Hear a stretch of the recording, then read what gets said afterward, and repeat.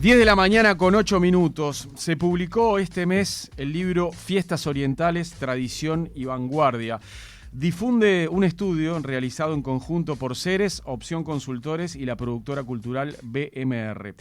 Este trabajo se basa en 2 encuestas realizadas en octubre de 2022 y en abril de este año, de 2023, y arroja datos bien interesantes. Bueno, de sus resultados hablaremos en los próximos minutos con Magdalena Perandones, que es magíster en Historia del Arte y Cultura Visual, especializada en Patrimonio, y además es la exdirectora del Archivo Nacional de la Imagen y la Palabra. Bienvenida, Magdalena, un gustazo tenerte por acá. Muchas gracias. Bienvenida. Gracias por... A ver, ahí está, ¿se escucha bien? Porque yo no la escuché. Capaz que con el micrófono Capaz más de que frente. lejos. Ahí está más mejor. cerquita, perfecto. Ahí está bárbaro, ahí está bárbaro. Gracias. Bueno, un gustazo tenerte por acá en Punto de Encuentro, Magdalena. Muchas gracias. Vamos a hablar un poco de lo que dice este estudio, que además de ser un informe realizado técnicamente y con datos, la verdad se ilustró en un libro que es muy lindo visualmente, ¿no? Precioso. Con tremendas tengo fotos. en las manos y es precioso. Con tremendas fotos, está muy bueno, sí. Ya se puede decir que el carnaval y la noche de la nostalgia son las 2 fiestas tradicionales que movilizan a más uruguayos. Sí, Eso sí. está confirmadísimo. Eso es un dato que surge de las encuestas y que sí, que se puede decir. Y que estaban un poco en el sentido común también, ¿no? Exacto, Sí, por ahí lo va. menos era lo esperable. Justo escuché la columna que hicieron la semana pasada sobre la noche de la nostalgia y sí. mencionaban una cifra estimada bastante, bueno, tal vez no tan cercana, decían 600.000, son 500.000 personas, pero es una fiesta que sí, que realmente Moviliza a más de medio millón de personas. Exacto. 550.000 personas, una bestialidad. La duda que tengo yo es esta. Una sola noche, que es la del 24 de agosto con su madrugada del 25, ¿solo esa noche logra igualar un mes y medio de carnaval? ¿En gente movilizada? No me acuerdo bien cómo está relevado los números del carnaval. No te sé responder exactamente si es así. Porque no me acuerdo bien cómo fue que tomaron el tema de las fechas del carnaval. Pero sí es cierto que porque en realidad, claro, ahí la encuesta tiene esa representatividad y Sí. margen de error y demás, y no estoy segura no me acuerdo si a las personas le preguntaron en todas las fechas que participaron, eso te lo tendría que chequear ahí. Ok, pero un mes y medio de carnaval, que es lo que aproximadamente dura esa fiesta tradicional acá, que aparte se dice que es el carnaval más largo del mundo. Ujú. ¿Cuánta gente mueve en total ese mes y medio? Es que por eso, ese es el dato que te Ah, digo, que no estoy segura ok. de cómo está relevado en el libro. Pero lo que sí es que seguro, además también lo que pasa con el carnaval el carnaval se expande, es como que también depende un poco o sea, nosotros podemos decir sí, en la encuesta preguntamos por el carnaval y tenemos gente que participó, pero el carnaval es como que está tan expandido en todo el territorio Claro. que tampoco estoy segura de cuánto puede llegar a reflejar en cuanto a su expansión territorial en Ok. la encuesta. ¿Me explico? Porque hay muchos carnavales en abarca ese mes mucho, y medio. porque aparte abarca A eso me refiero. los desfiles y los tablados. Y el Exacto. teatro de verano es como una cosa... Eso es lo que te quiero decir, que no me Muy acuerdo amplio. En todos exacto los si pagos se puede... hay un poco de todo. Obvio. Y lograron hacer capaz que te mato con esta pregunta también, ¿lograron hacer alguna división con lo que son los desfiles? Por ejemplo, las llamadas, que es el más popular. ¿Cuánta gente mueve las llamadas? Hay una respuesta ahí, o sea, ahí está diferenciado desfiles de llamadas y desfile de carnaval, no me acuerdo exacto cuál es el resultado, pero es lo que te comentaba, a mí me parece que tiene como la complejidad de que desfiles de llamadas hay en todo el país, desfile inaugural de carnaval, después otro tipo de desfiles de carnaval como el entierro del carnaval, entonces es tan compleja. ¿Cuál es el del entierro del carnaval? El entierro en carnaval es un desfile, se hacía acá en Montevideo, pero después se dejó de hacer y se hace, por ejemplo, en Cardona, es bastante famoso. Para cerrar, me imagino que Es como ¿cómo lo entierran? Es como un cortejo fúnebre Mirá. como que el carnaval muere ese año, se entierra y se resucita después el año siguiente. Ah, o qué sea, loco. vuelve a la Nunca vida. fui a un entierro del carnaval. Sí, es como una especie de cortejo fúnebre, sí. Mirá vos. Y eso se sigue haciendo, pero en algún lugar se hacía en Montevideo y hay registros de época, pero después se dejó de hacer. Pero claro, es tan compleja en cuanto a la cantidad de desfiles, manifestaciones, eventos que hay en torno al carnaval que sinceramente no recuerdo cómo lo relevó Ceres específicamente. Opción. Bien.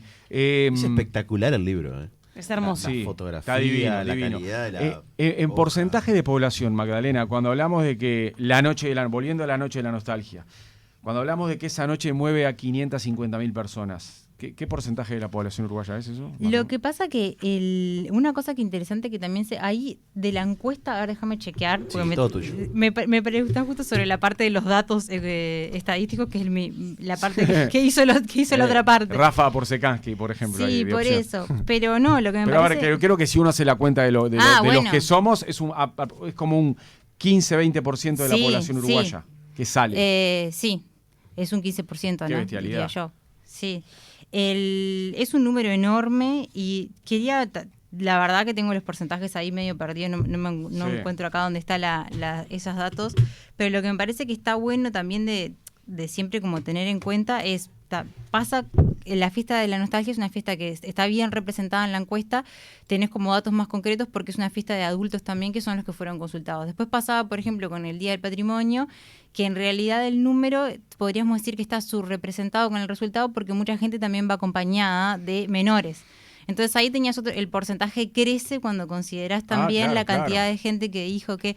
Por eso exacto, es como que... porque como decís vos, la Noche de la Nostalgia mueve a 550.000 adultos, no personas, son personas, pero son solo adultos. Ahí va. El Día del Patrimonio, muchas de las personas que respondieron, un gran porcentaje, creo que es un 70%, responde que va acompañada de menores, por ejemplo. Entonces ahí tenés que sumarle otro número más, que claro, eso lo que termina haciendo es agrandando esa cifra y dándote también al Día del Patrimonio como una de las fiestas más grandes si la considerás en ese sentido. Lo que me pareció interesante es que se confirman algunas predicciones que existían antes. ¿Cuáles? O predicciones no, pero eso que tú decías, sensaciones que existían sobre que hay veces que los números que podían responder los organizadores podían parecer un poco como dichos más o menos así como estimados, pero que se confirma que efectivamente son fiestas que mueven mucha gente y eso creo que está bueno tener el dato específico. Sí. ¿Cómo se construye la identidad uruguaya? Porque hay como una diferencia muy grande, ya mirando el libro por arriba nada más, entre lo que es el carnaval, sobre todo para los montevideanos, lo que son las fiestas tradicionales para el interior, y luego con ese carnaval allá en Artigas que tiene una influencia brasileña muy grande. O sea, somos un producto muy multicultural, me parece, en nuestras fiestas. A mí, sí, a mí me llamó pila la atención y me pareció que estaba muy bueno eso de ver cómo en la fiesta se ve reflejado, sí, como los distintos rasgos de nuestra cultura o de nuestra identidad.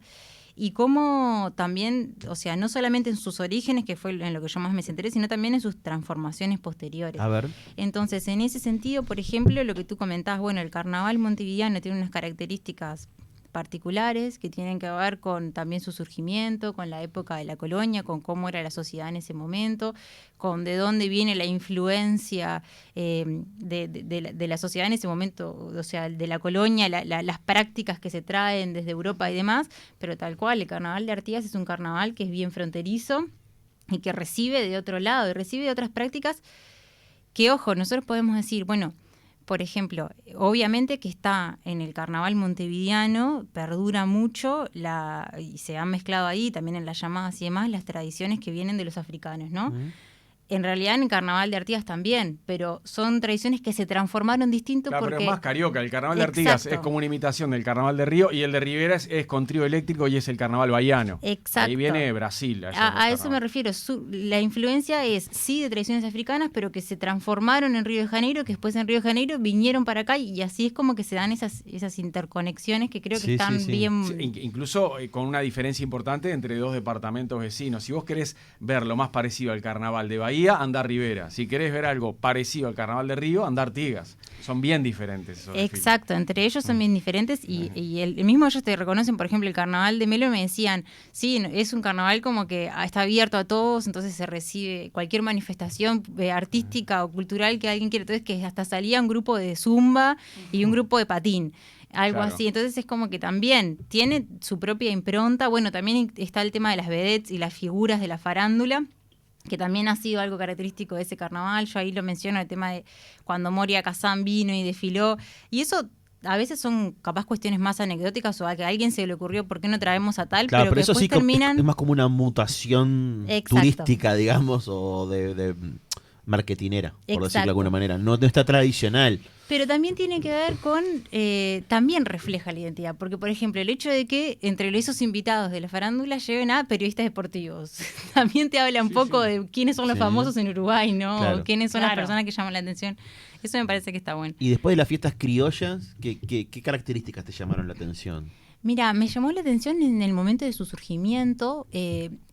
Hay una cuestión ahí interesante que es, estamos en una época en la que está esta idea cosmopolita, esta idea del Uruguay proyectándose, que se proyecta mirando a Europa, y hay un resurgimiento en el mismo momento o una búsqueda de recuperación de estas costumbres más criollas. Entonces me llamó la atención esta perspectiva de que surgen un poco como en contra de esa apertura tal vez al mundo, como una idea de, bueno, pero esto es lo nuestro y acá vamos a demostrar Vamos lo a que somos aferrarnos a nosotros. Santa Marta, Está de como la Berna Carrero, o sea, eh, esta cosa de... si bien los globalizan, las raíces siguen estando. Exacto, es como que esta es nuestra identidad. Bueno, pero es la Ojo. característica que tiene el país para también mostrarse para afuera. La fiesta que visita Sí. Rafa Villanueva, en Súbete a mi moto. Claro, son Todas. festividades del interior, más chicas, capaz que más pueblerinas, pero es la identidad de un pueblo. Hablando de esas fiestas criollas, la más concurrida del año es la Criolla del Prado, ¿no? Sí, la Lejos, Semana Criolla del Prado. que es en Semana de Turismo. Exacto, sí, y eso le quería comentar con lo que decía Tuque Increíblemente no es en recién. el interior. Claro, pero es como un Bueno, viaje. pero el concepto es de Es el como campo que- a Montevideo. Claro, es como Sí, que sí. el interior se viene a la ciudad. Pero es ¿no? increíble, pero no es en el interior. O sea, De las grandes que han perdurado es la más antigua, bueno, surge en el 25, pero eso que decía tú que recién estuvo desde el principio pensado, lo de que sea un producto para mostrar. De Claro. hecho, el CDF hizo una exposición hace relativamente poco y ellos mencionan en el texto curatorial de esa exposición de que tienen los registros de que desde el principio se pensó en que hubiese un equipo registrando para mostrar al exterior lo que era nuestro país y nuestra cultura. Y ahí se toma el gaucho, que claro, que es una figura que en realidad es bien nuestra en cuanto a que mezcla eso del europeo y del indio, tiene como, representa esa doble identidad, ¿no? Ese bifrente, dice Vidart, que yo lo pongo ahí, ese bifrente de nuestra identidad. Entonces eso es lo que se agarra, de lo que nos agarramos para decir, bueno, esto es lo nuestro, esto es lo que Claro. es distinto a todos los demás. para mí es impactante, igual ya hablo de la centralidad que tiene Montevideo en Uruguay, como tanto de densidad poblacional como de lugar de decisión, que la fiesta criolla más grande sea en Montevideo. Me parece una locura. O sea, No, pero igual sí, yo creo que tiene lógica porque se entiende como una especie de cumbre, es como una sí, cumbre pero del es una interior. cumbre que Claro. se podría Montevideo. dar en cualquier ciudad del interior. Sí, y se en da Durazno, acá. ponele. O sea, Bueno, Durazno se está entiende. también, Yo estoy pero yendo no tiene la a lo magnitud. simbólico. Claro, pero termina, O sea, César, sí. pero lo pasa que la hacen en un lugar donde vive 1,5 millones de personas Claro. y termina yendo mucha gente no, de la pero capital justamente que no habla es de de ahí. eso, habla de la centralidad que tiene este país. Sí. No sé, También tiene Sí. una gran beta Seguro. comercial, digo, las grandes Sí. exposiciones que hay de maquinaria, de animales, digo, también tienen el objetivo, además de ser la exposición y de mostrar nuestra cultura, es una gran No, y- vidriera comercial. Y la gracia es que concurra Toda la vida gente, lo fue. va mucha gente urbana, porque si fuera una fiesta que va solo gente del Uruguay profundo, no sería la más popular. Claro. Termina siendo mucha gente de Montevideo que quiere ir a ver de qué se trata esto del campo, ¿no? Exacto. Ver los animales, ver las Sí, máquinas. muchos niños que no han Sí. ido al campo, que no han visto Y- animales, tienen la posibilidad de poder verlos de cerca. Y me gustaría preguntarte algo sobre los números de esa fiesta, porque de acuerdo al libro, alrededor de 15% de los uruguayos participaron este año en al menos una fiesta o festival popular o un evento sociocultural durante esa semana de turismo. Ahí está. Esto podría estimarse en unas 500.000 personas también. Ese dato de 500.000 de personas participando en una fiesta cultural de semana de turismo, ¿es un dato estable en el tiempo? ¿Se estima que siempre fue más o menos así o ha ido creciendo? La verdad no lo sé. Eso no lo sé. No sé si Ceres tiene, si se puede, a partir de esta encuesta en particular, hacer esa estimación, porque Ajá. claro, habría que compararla con alguna otra Con encuesta años, previa. hace 10 años, ponele. Se puede comparar, sí, con lo que yo te decía, los estimados o sea, la Intendencia de Montevideo siempre tiene un estimado de cuánta gente participó, por ejemplo, Sí, la Semana claro. Criolla según las entradas vendidas. Entonces se podría comparar con eso. No sé si todas tienen la posibilidad de estimarlo de la misma forma, porque no necesariamente todas tienen entrada o según cómo llega la gente. supongo que si se hace si se busca hacer un relevamiento y se pregunta y se va a los datos de eso, por ejemplo, de entradas vendidas, se podría llegar a comparar. ¿Y somos gastadores los uruguayos en las fiestas tradicionales? Bueno, eso también fue una cosa que me pareció que estaba buena y que también tiene que ver con cómo se diseñó el libro y las fiestas que se seleccionaron, por ejemplo, que se quería poder investigar esas mismas cosas. Es eso mismo, por ejemplo, ¿cuánto invierte la gente? Si somos gastadores o no, depende qué fiesta es. En algunos casos... en la noche de la nostalgia, sí. En la noche de la nostalgia, hay sí. un promedio, lo que dice el libro es que hay un promedio de gasto de 2.240 pesos más o menos, ¿no? Por persona. ¿Por cabeza que sale? Por cabeza, en esa noche de la nostalgia gastamos 2.240 pesos. Sí, una cena show y eso, un ticket más o menos vale eso. Es guita, ¿no? Porque una pareja son 5 palos casi. Sí, para una noche. Depende del tipo de fiesta, depende de, por ejemplo, uno podría decir, bueno, las fiestas que son en el interior, la gente que sea de Montevideo y se paga hotel también gasta más, pero también hay veces que esas fiestas son un poco más chiquitas o la gente va a una sola, entonces es variable. Ese dato, que es el de la noche de la nostalgia, creo que es un dato que uno diría, bueno, sí, se gasta bien esa noche. No en todas se puede decir lo mismo. Perdón que te corte, pero hay gente que se guarda para gastarle esa noche. Hay gente que sale una vez por año y se la revienta en la noche de nostalgia. Entonces tiene lógica, ¿no? Que haya gasto ahí. Exacto. El tema del gasto, lo que comentaba, de que me parece que es interesante, que es algo que Ceres quiso relevar, tiene que ver también con por qué se eligieron estas fiestas y no otras, que era el tema de las encuestas. La encuesta tenía que ser relativamente cercana a la fiesta para que la gente recordara este tipo de información. Entonces también así eso es porque mucha gente me pregunta, ¿por qué eligieron estas y no otras? ¿Por qué estas 16 fiestas y no otras? Bueno, la selección, que se cruzaron distintas variables, tanto el lugar de donde se hace la fiesta, el tipo de fiesta, queríamos que hubiera religiosas, carnaval y demás. Bueno, y esto otro ¿cuáles también. quedaron? Porque si elegís 16 hay un panorama bastante completo. ¿Cuáles quedaron Tampoco afuera? tenemos mucha celebración en nuestro país. No, Claro. sí, sabes que hay muchísimas. Lo que pasa es que hay muchas que son más chiquitas. Claro. Pero, por ejemplo, vos podés decir, bueno, en tamaño pusimos el Festival de José Ignacio, que tampoco es tan grande. El de cine. Exacto, y alguien podría decir, y no pusiste, no sé, la fiesta de la primavera de Dolores, por ejemplo, que la digo porque mi familia es de allá y la conozco muy bien. ¿Te lo echaron en cara? Entonces, ¿Tu familia te lo echó en cara? ¿Dejaste afuera la de la familia? No, pero pará, fuera de juego, digo, yo mirándola de afuera, porque no soy de Dolores ni tengo familia ahí, me decís, fiesta de la primavera de Dolores y el Festival de José Ignacio, yo no sabía ni de qué era, ¿es de cine? Sí, cine de libre Fiesta de la famosísimo. primavera de Dolores es más importante que el Festival de Cine de José Ignacio. Hay Bueno, una pero lo que movida pasa es que cultural la enorme en José diversidad, Ignacio. Se claro. junta con el MAC a veces, es brutal No lo que jodas, hacen. el Maca tiene un año y medio de vida. No, No, seas mirá mala. que es brutal lo que hacen en José Ignacio. Es que justamente Vamos no a fue por dejarla ahí. defenderse, vamos a No, dejarla. no, yo te ayudo porque he ido al Festival de José Ignacio No. al aire libre y es espectacular. Es que justamente el tema Es una fue movida ese. cultural, Mariano, por favor. El tema fue la representatividad de distintos tipos de fiestas y, por ejemplo, también otra cosa que pasó fue que también lo discutimos mucho en el equipo, que Colonia como departamento no queda representado con ninguna fiesta con la cantidad de fiestas que tiene. Y además que son fiestas que tienen una característica bien particular de muchas tradicionales, de tradiciones claro. europeas. En Nueva Albesia, ni que hablar. Habíamos pensado, por ejemplo, la fiesta del chocolate, que si bien es reciente podía ser representativa, pero quedaba un poco fuera de fechas, justamente porque no quedaba dentro de las encuestas. Entonces, eso también, el cronograma mismo del proyecto también a veces tuvo que ver en la selección. Además que se buscó eso, por ejemplo, el Festival de Cine de José Ignacio, representa un aspecto de un tipo de cosas que se hacen, las proyecciones cinematográficas y demás, que también estaba bueno representar. ¿Metieron algún festival de jazz? ¿Que hay varios? No, también quedaron afuera, por ejemplo, el de Mercedes. Mirá. Entonces ahí, pero mirá que todo lo que estamos hablando estuvieron sobre la Sí, mesa. todo estuvo analizado y por qué sí y por qué no. ¿Qué pasa Exacto. con las celebraciones religiosas? Las celebraciones religiosas, por ejemplo, ahí, elegimos también, se elige de La Valleja, de Minas, Sí, claro. también ahí por un tema de territorio. San Cono, por ejemplo, en Florida. Podía haber ¿entró? sido, no entró. entró. Ok.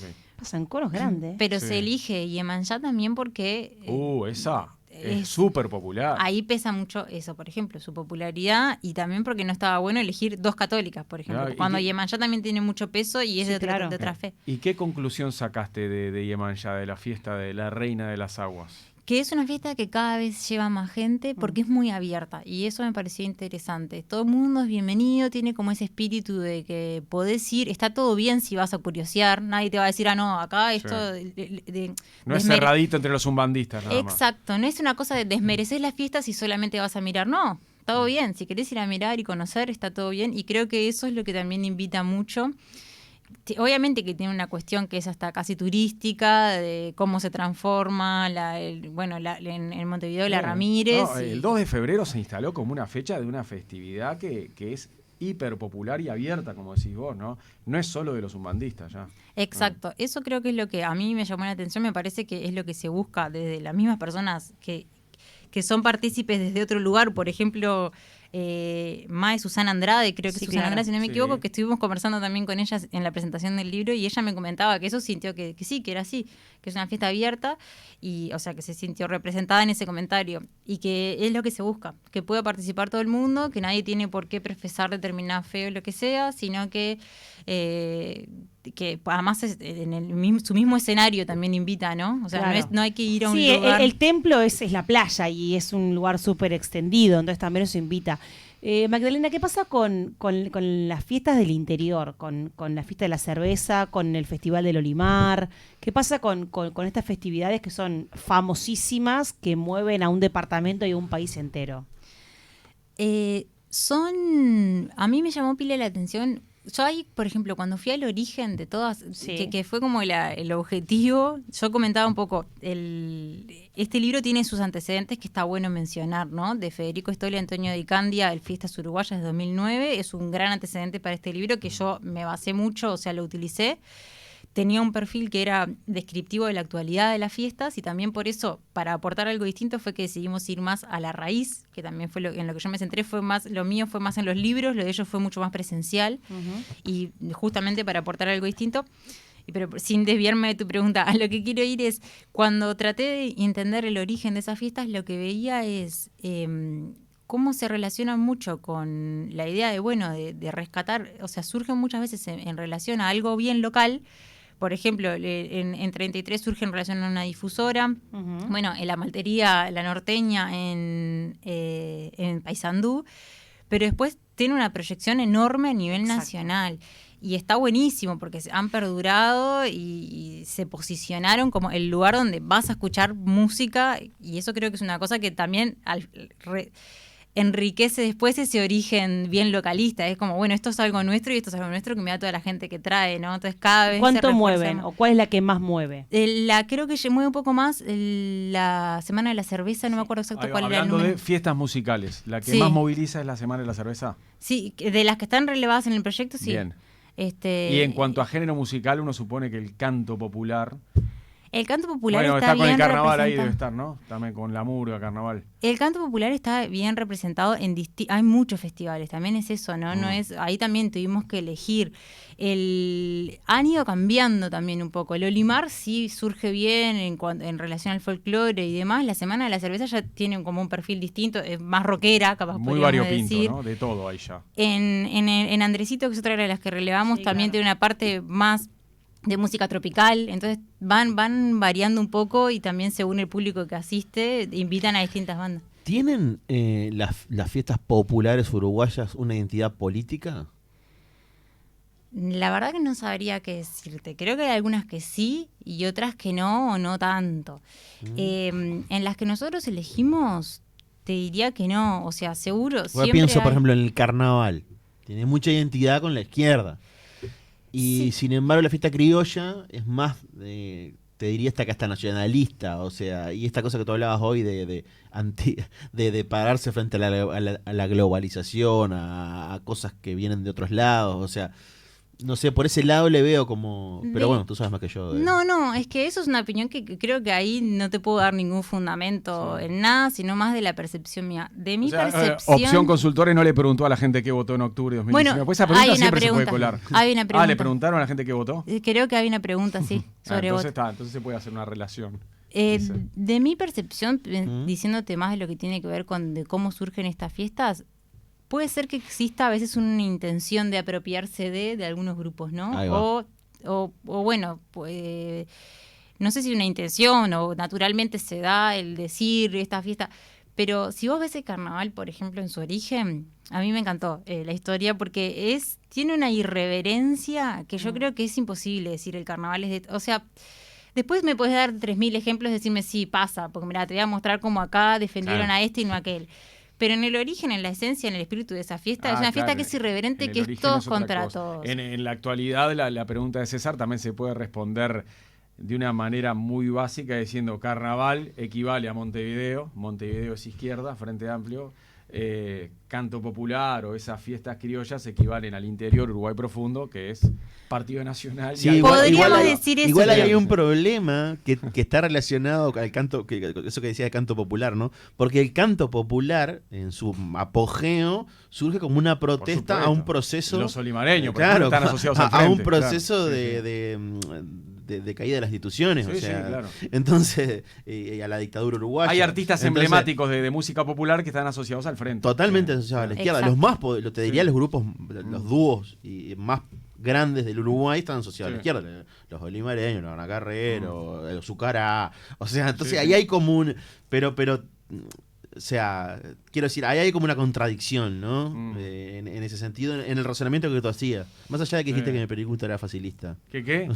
Que podía tener una respuesta básica a nivel geográfico. Ni que hablar que podríamos Sí. decir eso que tú decías, estoy 100% de acuerdo, pero también cuando voy a reivindicar el origen, a lo que me refiero es, en realidad yo no sé si podemos decir que porque pasa que los que lo hacen ahora le dan ese perfil, la fiesta es eso. Porque me parece la que- fiesta es mucho más que... Porque la fiesta por algo, o sea, es lo que te digo, el carnaval por algo perduró tanto tiempo, por algo la gente claro. sigue yendo y por algo va tanta gente. Entonces tampoco, yo qué sé, creo que tiene ese espíritu en realidad Si no es una fiesta de un sector. existe y muchas veces se critica eso mismo, que pierde esta irreverencia que tenía originalmente de pegarle a todos para solo pegarle a algunos, pero Bueno, por por eso- algo se critica. Por eso hay quienes dicen que el carnaval perdió gracia durante los 15 años de gobierno frente amplista, ¿no? Porque ahí no eran tan contestatarios, no le daban tanto al gobierno, sobre todo algunas murgas. Magdalena, ¿dónde se consigue este libro llamado Fiestas Orientales? Bueno, va a estar a la venta dentro de poco, eso está bueno confirmarlo con BMR porque yo no estoy segura bien, sé que está en procesos de salir a la venta, pero todavía no hay una lista específica de dónde va a estar. Está como en el proceso de salir al público. Bien, perfecto. Bueno, cambiando de tema, estuviste al frente del Archivo Nacional, como decíamos en la presentación, te fuiste el año pasado después de un año y medio de gestión. Primero, ¿por qué renunciaste? Porque al final no duraste mucho ahí. No duré mucho. ¿Por qué renunciaste? Renuncié porque, bueno, tenía un proyecto de gestión que sentí que no estaba pudiendo llevar adelante y en un punto sentí que el no poder llevar adelante ese proyecto de gestión también implicaba una pérdida para el lugar. Es decir, no es que tuviera el proyecto de gestión, o sea, obviamente uno entra con una ambición, con una expectativa, creo que tuve la flexibilidad para ajustarme a la realidad del lugar y ajustar mis expectativas, tuve cierta cintura para ir, bueno, viendo cuáles eran las posibilidades reales que había en el lugar, pero en un punto sentí que había un mínimo innegociable al que no estaba logrando llegar y me pareció que no tenía sentido seguir si no podía alcanzar ese mínimo, ¿no? Ahí va, y ese mínimo implicaba por lo menos lograr algún objetivo que te habías planteado cuando asumiste en 2020, ¿no? A mediados de 2020. Sí, a mediados de 2020. ¿Cuál fue el objetivo que vos pensabas que ibas a cumplir y que no lo lograste o no lo alcanzaste? Son varios objetivos. En el proyecto de gestión que yo tenía, hay como distintas etapas que un archivo o cualquier centro de documentación creo que tiene que cumplir, que tiene que ver con, primero, tener claro qué es lo que uno tiene, que es una cosa que empezamos a trabajar desde el principio, de cómo se conforma ese archivo, cuáles son los acervos y demás, poder describirlo y al describirlo permite poder cuidarlo adecuadamente.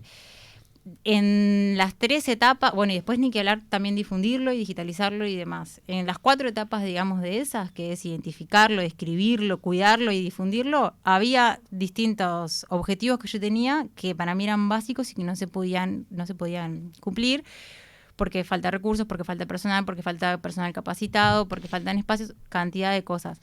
Eso tiene que ver con que muchas veces las colecciones o los acervos se terminan quedando expuestos a peligros que si no se atienden rápidamente los exponen a la pérdida directamente. Entonces ahí eso por ejemplo son mínimos. Si yo te digo, mira, no estoy segura de que esto en las condiciones en las que está vaya a seguir viviendo, sobreviviendo unos años más, bueno. ¿Qué materiales conseguiste recuperar en ese año y medio de gestión? Recuperar es como... no sé si se habla de recuperar, o sea, sí lo que logramos hacer fue, creo que cosas que estuvieron buenas que logramos hacer fue, bueno, esa parte de la descripción, porque Sí. describir muchas veces es de alguna forma recuperar, porque si vos no sabés que eso existe, Claro. es como que no estuviera. No sabes lo que tenés. Si no sabes lo que tenés, es como si no existiera. Entonces, esa parte de la descripción creo que fue algo que logramos hacer.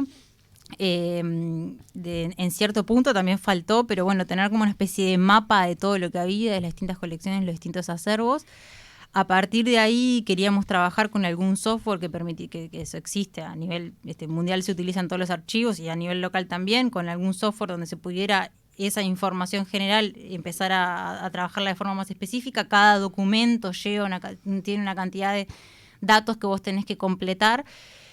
Empezamos ese camino, pero no se pudo terminar. ¿Pero pudiste digitalizar cosas? Siempre se digitalizan cosas, se digitalizaban desde antes de que yo entrara. Armamos un proyecto de digitalización.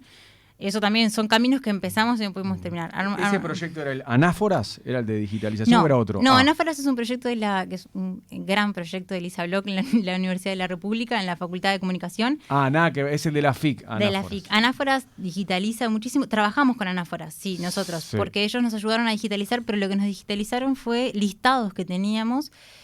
Que claro, cuando hablo de la descripción, ¿no? Listados en papel donde capaz que tenés descritas miles y miles de fotos. Entonces, para encontrar tal foto, si no está en un fichero justo, tenés que revisar ese listado página por página para ver si esa foto existe. Sí, La digitalización que nos hizo Anáforas con reconocimiento de caracteres nos permitía, como cualquier PDF, tipear, buscar y buscar más fácil. Tampoco era lo último, también en realidad eso lo estábamos pasando, la idea era pasarlo a un software, como decía, donde realmente sepas que la recuperación que tenés es muy alta, porque un PDF con reconocimiento de caracteres tampoco es todo. Pero era una parte previa. Eso fue una cosa que hicimos con Anáforas. Pero no, distintos procesos que quedaron por el camino. El plan de digitalización lo que implica es siempre hacer un diagnóstico, porque en realidad vos no podés digitalizar en cualquier... O sea, yo no puedo agarrar un negativo X y decir, vamos a escanearlo. Ese negativo capaz que necesita limpieza, capaz que el lugar, el sobre en el que está guardado no es el adecuado porque no es libre de ácido y por lo tanto está perjudicando ese negativo. Entonces, un plan de digitalización que implicaba todo un proceso de identificación de los materiales, de diagnóstico, del cuidado adecuado, de que cuando se sacara para digitalizar ya de paso se hicieran estas otras tareas para que después no tengas que estar sacando y toqueteando una placa de vidrio que es muy frágil y demás. En cuanto a recuperación, creo que sí hicimos un buen trabajo en identificar y mover del lugar una serie de películas en acetato de celulosa de una colección importante, de varias colecciones importantes que estaban ¿De en Cinemateca TNU. eran? No, estaban en el depósito de TNU. En TNU, en Canal 5. El ANIP tiene un depósito en Cinemateca que es de nitrato, Sí. que es el material más sensible porque es inflamable. O sea que Canal 5 tenía en depósito esas películas que ustedes, lograron identificarlas y describirlas, como decís vos. Sí. Lo que hicimos fue priorizar de las listas que teníamos los materiales porque son muchas. Esos depósitos, desde mi punto de vista, había que cancelarlos porque sus condiciones edilicias no estaban bien, pero tampoco teníamos un lugar en la Ciudad Vieja. Entonces, acondicionamos un lugar en la Ciudad Vieja que nos permitía traer un X número de películas y terminamos concretando un traslado. Es un traslado y una identificación mínima, que es lo que dice el rollo que es, pero ¿De por qué lo eran menos esas imágenes? muchas eran de la colección de Carlos Alonso, que es un cineasta de 33, bastante, es el que hizo el pequeño héroe del Arroyo de Oro, la película de Dionisio Díaz. Claro, o sea, pero estas son películas que hizo él o que hicieron otros de su época. ¿En qué año más o menos? Bueno, las de Alonso, por ejemplo, son casi todas de fines de la década del 30. Mirá vos. Pero lo que es interesante es que él tenía un proyecto, que eso también lo trabajó otro equipo externo de ANIP, que estuvo trabajando en coordinación con nosotros en un proyecto que se hizo un acuerdo para que pudieran trabajar con los nitratos, trabajaron ellos. Alonso tenía un proyecto de hacer una película que se llamaba El Gran Film del Uruguay, o también tenía otro nombre, tenía 2 títulos posibles, pero los 2 eran como un super documental sobre Uruguay. Entonces él estuvo filmando en esa época en distintos lugares del interior del país, y son una cantidad de registros documentales. Son reliquias esas cosas. Pero disculpa que te pregunte desde la ignorancia. ¿Lograron ustedes, cuando vos estabas ahí, recuperarlo de tal forma que lo pudiste ver? ¿Te sentaste a verla, las películas, o no? No. ¿Qué pasa? Eso en algunos de esos materiales están digitalizados. Lo que pasa que hay todo un proceso. Se hicieron 2 trabajos interesantes en el periodo que yo estuve ahí. Por un lado, Cine Casero, este colectivo que trabajó con nosotros, propuso y tenía financiación de la Universidad de Los Ángeles, de California, para hacer un proyecto específico de identificación de los nitratos de celulosa de esa colección. Y ellos trabajaron con los nitratos. Lo que hicieron fue mirarlos, sacar fotos de distintos fotogramas y describirlos. Eso es un trabajo que se hizo, que está bueno, que se hizo con colaboración externa de este colectivo Cine Casero. Por otro lado, nosotros lo que hicimos fue trabajar con los acetatos. Los acetatos son copias de esos nitratos originales. Y muchos de ellos, a su vez, fueron telecinados, eso quiere decir, fueron en su momento proyectados y filmados, y por lo tanto había VHS o U-Matic de eso. Y eso después había sido pasado a DVD. Lo que pasa es que esas digitalizaciones que existen tienen una pérdida de calidad muy importante en el proceso. Cuando en realidad el nitrato de celulosa, que es el material original, cuando está bien conservado, se mantiene muy bien. Mantiene una fidelidad que no la lograste cuando lo pasaste a DVD, por ejemplo. Si vos hoy digitalizás, por ejemplo, en el laboratorio, en el LAPAL, en el laboratorio de la Universidad de la República, digitalizás un nitrato que ellos lo hacen, tenés un Full HD. Genial, recontra o sea que bueno. recuperás calidad de imagen con eso. Exacto. Magdalena, para que la gente sepa, este Archivo Nacional de la Imagen y la Palabra está abierto al público y es tarifario, ¿no? Está abierto al público, se cobra, sí, tiene una tarifa para uso de los materiales. Si querés usar una imagen, se imprime y se vende, digamos. Sí. Voy y la compro. O se puede comprar también la versión digital. Eso fue otra cosa que quisimos hacer, que era actualizar eso, hacer un manual de condiciones de uso y aprobar condiciones de uso por parte del Departamento Legal del SODRE, porque también las condiciones de uso estaban estaban viejas porque no contemplaban lo que implica la digitalización y lo que implica que vos compres una foto digitalizada, y bueno, hay una cantidad de problemas asociados a derechos, a difusión, demás. Hicimos un manual, y eso es otra cosa que también se quiso hacer, que era aprobar legal, o sea, por la parte legal del SODRE, condiciones de uso para que cuando las personas pidieran, supieran que estaban cubiertas de que el uso que hacían de ese material era el autorizado, y para que también el archivo estuviera cubierto. Bueno, eso tampoco se terminó. Un medio que lo comprara, por ejemplo, y lo fuera a usar en una web. El archivo, yo conocí el archivo cuando trabajaba para El Origen, y realmente nosotros pedimos muchas veces material. Exacto, el programa El Origen de Mueca. Y nosotros habíamos usado mucho material. El archivo es abierto, o sea, se difunde material. El tema es que muchas veces en esto que hablo de que no está identificado bien, si no sabes bien quién lo hizo, no tenés tan claro si los derechos son tuyos o no. Lo que se sabe que hizo la oficina, que es como la oficina, el antecedente más antiguo del archivo, que es la oficina que era del mismo Estado, que lo que se sabe que lo registró el Estado, bueno, sí, tenés los derechos. Pero también el archivo ha recibido donaciones, ha recibido otro tipo de materiales de otros lados, y si eso no está del todo claro de dónde salió, cuándo entró y en qué condiciones entró, tampoco está claro si se pueden usar o no. Muy bien. Magdalena Perandón, es un placer tenerte por acá. Recordémosle a la audiencia, ella es magíster en Historia del Arte y Cultura Visual, especializada en patrimonio. Nos estuvo contando sobre este libro, Fiestas Orientales, y además es la ex directora del Archivo Nacional de la Imagen y la Palabra. Y bueno, estuvimos conversando también sobre su pasaje por ahí. ¿Cuál fue la fiesta que más te llamó la atención, la más rara de todas? La más rara, como rara, no sabría qué decirte. De Yemayá me llamó la atención porque no conocía bien su historia. Del carnaval me fascinó la historia porque Milita Alfaro además la tiene muy bien documentada y está buenísimo todo lo que hay, tiene hasta los fragmentos de prensa de la época. Pero como rara, no sé qué decir. Estoy repasándolas todas ahora rápidamente en mi mente para responderte alguna. Pero, no, bueno, la Patria Gaucha también tiene como una cuestión bien especial en todo lo que se hace, pero no sé, ninguna me llamó la atención por rara. Cada una tiene sus características que me gustaron. Gracias, Magdalena, que pases bien. Muchas gracias. Un placer. Mariano López, Tuque García, César Sanguinetti. Punto de encuentro. Más periodismo y más comunicación. En pleno centro de